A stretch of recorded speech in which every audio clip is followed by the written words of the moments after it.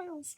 Now I'm going to be recapping today the opening statements and the testimony of Kay Woodcock in the trial of Lori Vallow Daybell. Yes, it started on Monday, April, whatever day I went on vacation.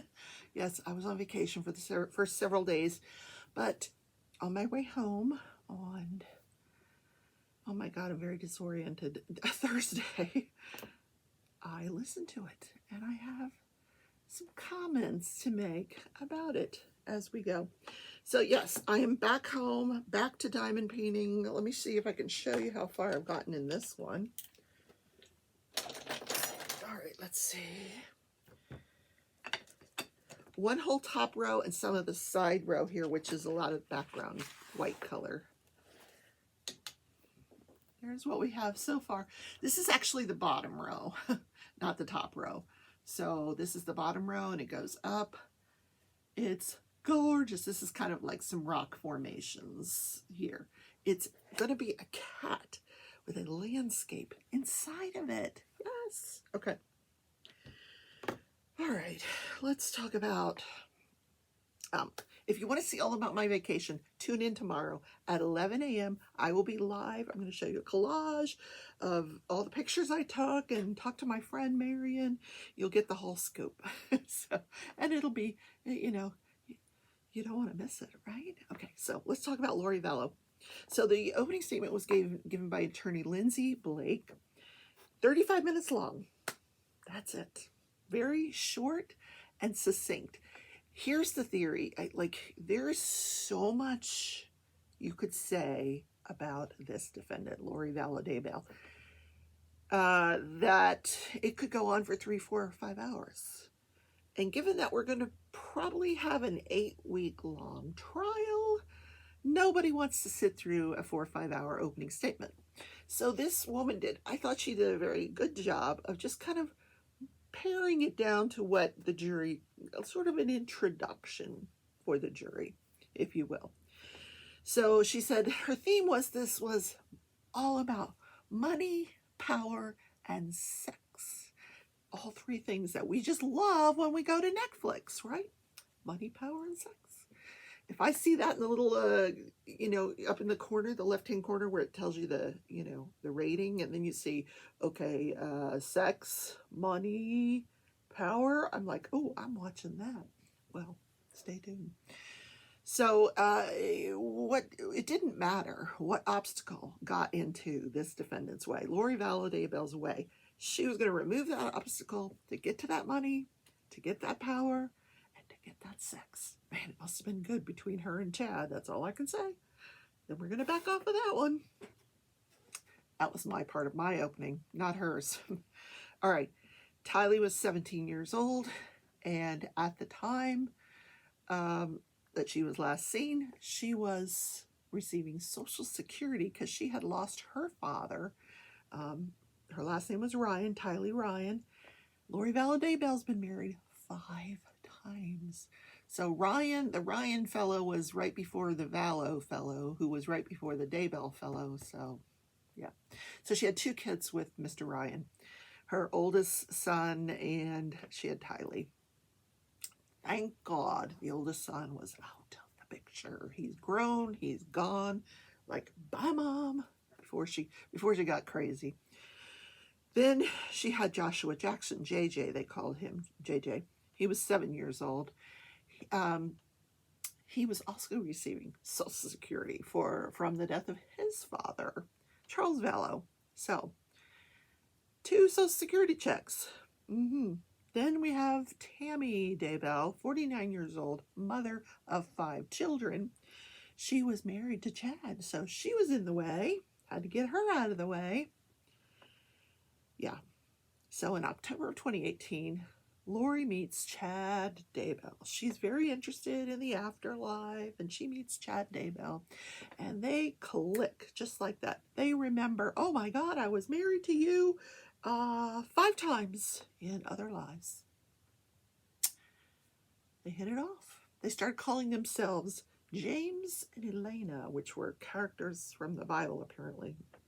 I don't know where, I never heard Elena in the Bible, but you know, who am I'm not a biblical scholar. So then what I did is I tried to put that together like this little timeline thing here just for my own edification, because so much happens in the year 2019. She meets Chad in 2018. So much crap goes down in 2019. It's unbelievable. Where she's trying to move obstacles, you know? Oh my goodness. So in July, in fact, on July, what was it? July 11th, 2019, Charles Vallow dies. Yeah. Then in August, on August 16th, the evidence is going to show that Lori Vallow, at that point in time, switched the Social Security money from her daughter's bank account into her bank account. Okay. Then on September 1st, 2019, Lori relocates to Rexburg, Idaho, where she did not live very long. She did not live there long at all. Tylee was last seen 7 days later, September 8th of 2019. Then on September 22nd of 2019, that's the last time JJ is seen. And he's seen in a photograph with Lori's brother, Alex Cock. He was holding him, and had his head on his shoulder like he was sleeping. He had on these red pajamas. So, yeah, that's the last time we saw JJ. And during the testimony, you're going to hear what they call proof of life evidence. So, like if you have a photograph of someone, that's proof that they were alive on that particular day of the photograph. So this proof of life evidence of JJ in a photograph with Alex is the last thing we know. Last time we know that JJ was alive on September 22nd. I thought that was really interesting. Okay. On October 9th of 2019, Tammy Daybell comes home from work. She's taking something out of her trunk. You know, she's unloading her vehicle, and a masked gunman comes up on her. She fires twice. She hears 2 clicks. I don't know if the gun misfired, but he runs away, and that was that. Then on October 18th, Tammy is home alone with her husband. 5 children have gone off, you know, for the evening. They're home alone. On the morning of October 19th, the police get a phone call that Tammy Daybell has passed away in her sleep. Now, at this point, the children aren't missing. No one is connecting Lori and Chad really together. And there's no suspicions regarding Tammy. But so she just has a normal burial service. They say, okay, she died in her sleep, and they go on without, you know, they just go on. Then on November 5th, just, you know, a couple weeks later, Lori and Chad are on a beach in Hawaii getting married. Then we know on November 26th, law enforcement, hello, in Rexburg, Idaho, they're looking for JJ. They're like, hey, where is he? Well, I don't know. I left him at Melanie's house. Hey, Melanie, where is he? I don't know. I thought he was at Grandma's house. Well, Grandma's the one that reported him missing. Hello? Okay, well, anyway. So, December 12th, the day after December 11th, the day that Tammy's body is exhumed, because now they're suspicious. Like, hey, she just ran and got married 2 weeks after, you know, he ran and got married 2 weeks after she dies in her sleep, and nobody can find the kids. The kids have been missing. You know, the full out search starts in November. So by December, they're like, what's going on here? So they exhume the body of Tammy Daybell, and the next day, Alex dies. And his death was never ruled suspicious. He died of a massive pulmonary embolus on his bathroom floor. found by his wife's son. No one ever suspected that had anything to do with any of this other stuff over here. But it was just weird because Alex is a guy who would do absolutely anything for Lori, his sister Lori. She and Chad had convinced Alex, he bought into all these teachings. They had convinced Alex that he was her warrior. He had to protect Lori. So he would do anything anything she asked of him, he would do it. And on June 9th of 2020, the children are found in shallow graves behind Chad Daybell's home. Now, this is all part of the openings. Nothing really in depth here. So in the opening statements, the prosecutors talked about some of the teachings that Lori and Chad would espouse with their various group members that they had. They had developed this rating system of light and dark. There were different shades of dark, so to say, 50 shades of dark. I don't know. But most of these things you could do a casting out and the person would be fine. But if they had truly were dark and had become zombies, you could not do a casting out. The zombie would not leave and take, because things would take over your body once you become dark. These spirits would take over your body. Well, once you became a zombie, there was no casting out that could be done. They would just have to get rid of your body.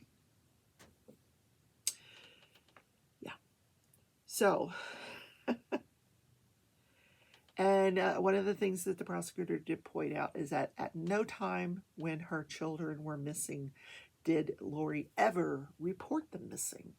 She never called the police. She never called Child Protective Services. She never talked to anybody about her children being missing or report that they were missing.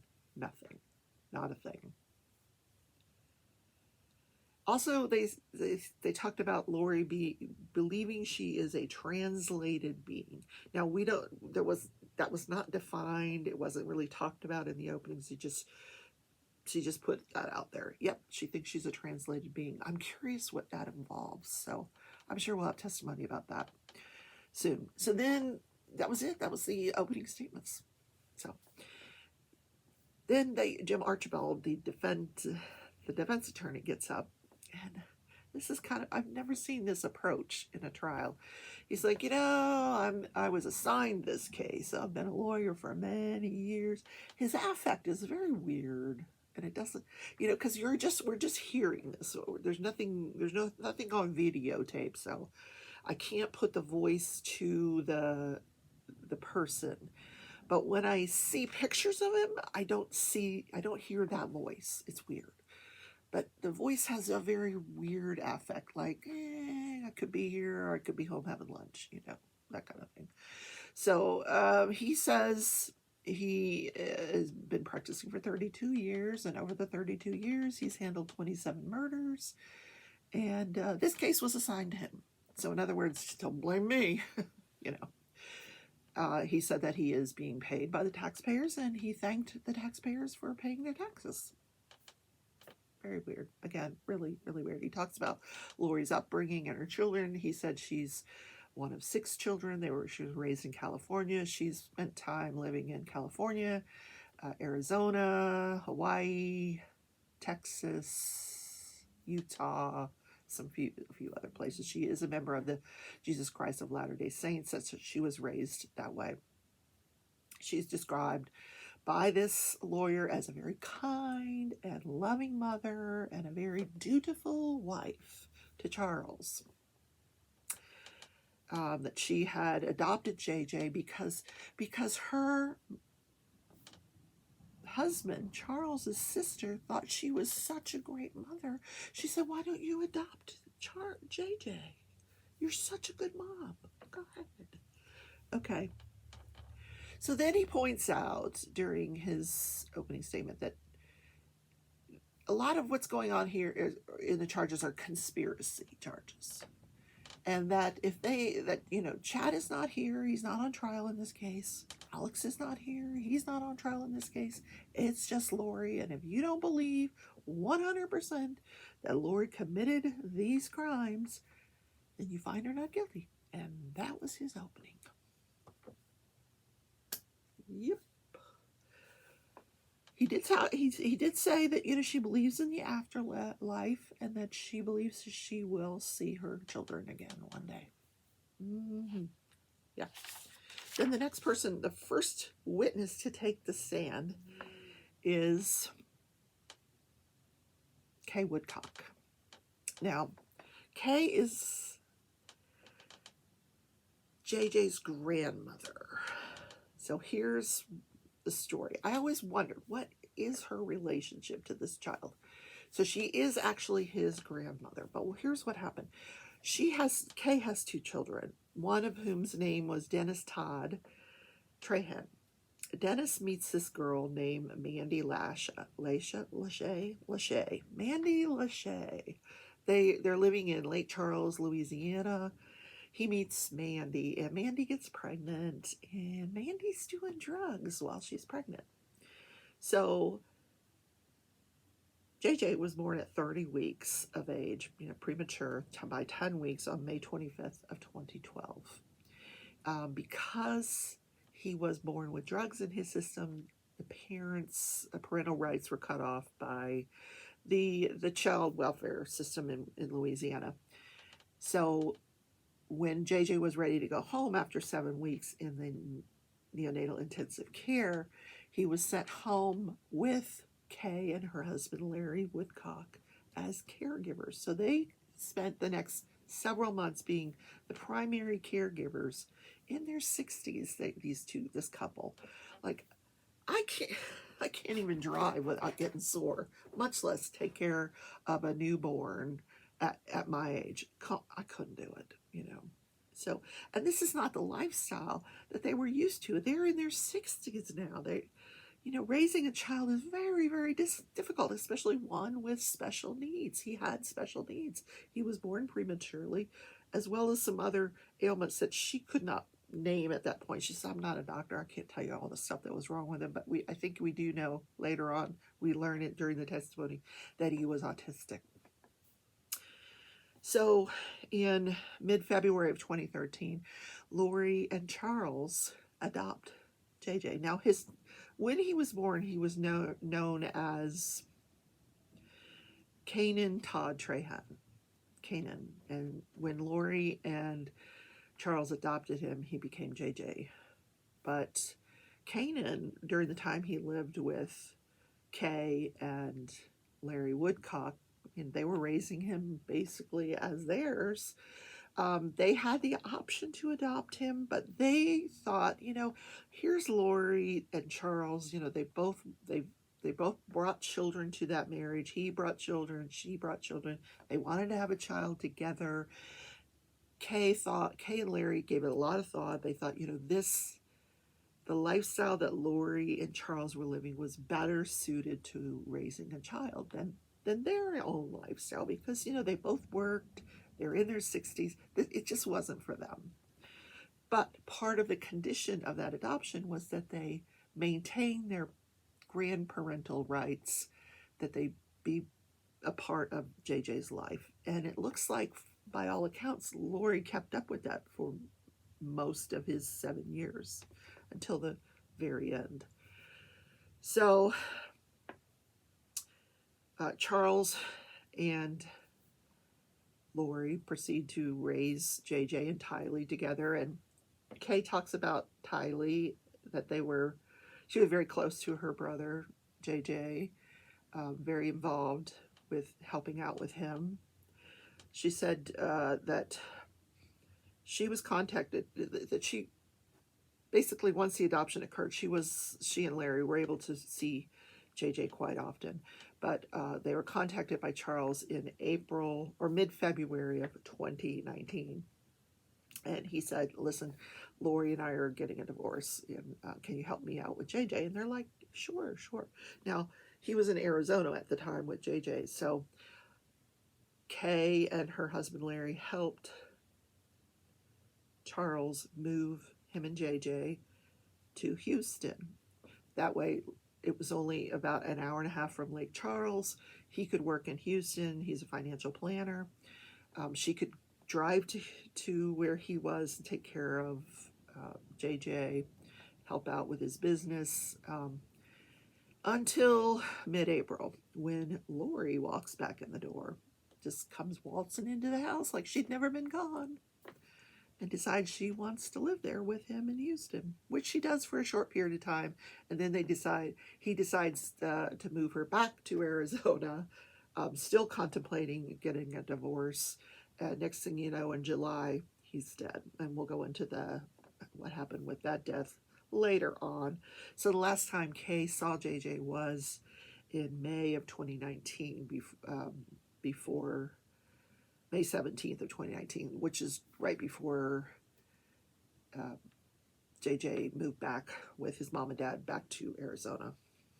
She did say that once JJ learned to FaceTime, he was always on his iPad talking to her, which I think is so adorable, really adorable.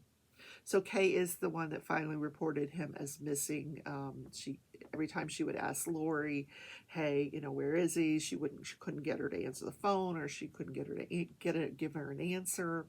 So it was really Kay that kind of got this ball rolling about, the child being missing, JJ being missing.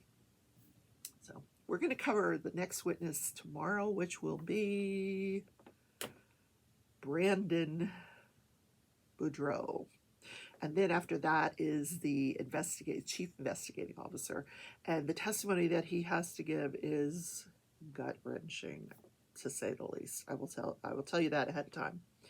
So everything's being kind of parceled out little bits at a time. The jury's getting to hear about what the heck is going on here.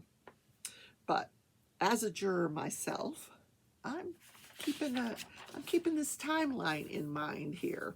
Yes, this little timeline, because I think that's going to be very important. Yeah. So, all right, guys, I will see you in the next video. Take care.